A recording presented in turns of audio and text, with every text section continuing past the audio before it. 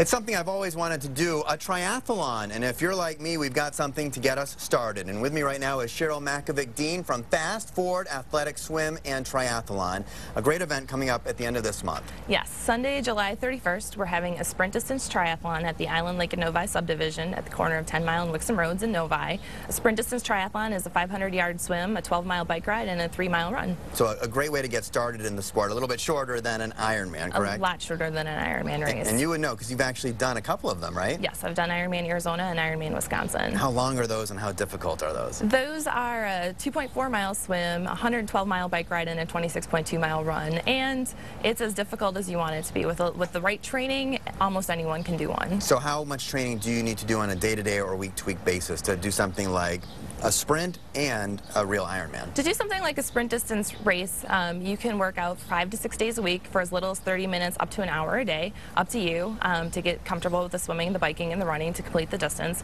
Once you step up to the Ironman level, you can train an average of 10 to 12 hours a week with the peak weeks of 14 to 16 hours a week. Do you have to be in great shape right off the bat?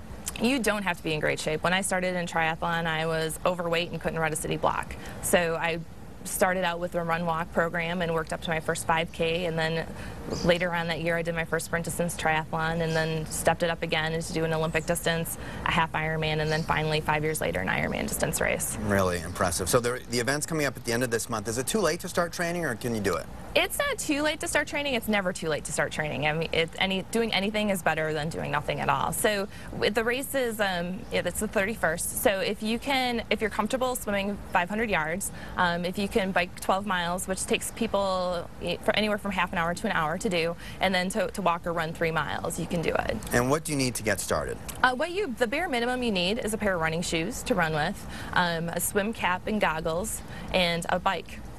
Can this be a costly sport between the equipment and the training, or you can keep it relatively cheap? You can keep it relatively cheap. A lot of people probably have this stuff in their basement, or they know friends or family members that have a bike that they're not using in their garage. If you want to, you can invest heavily in the sport and get yourself a pretty nice time trial bike like they use in the Tour de France. And besides the obvious health benefits, what are some of the other benefits of completing something like this? It's a great stress reliever, and it's a great way to meet people. I moved here in 1998 not knowing a soul, and through the sport of triathlon and I've met a lot of great friends.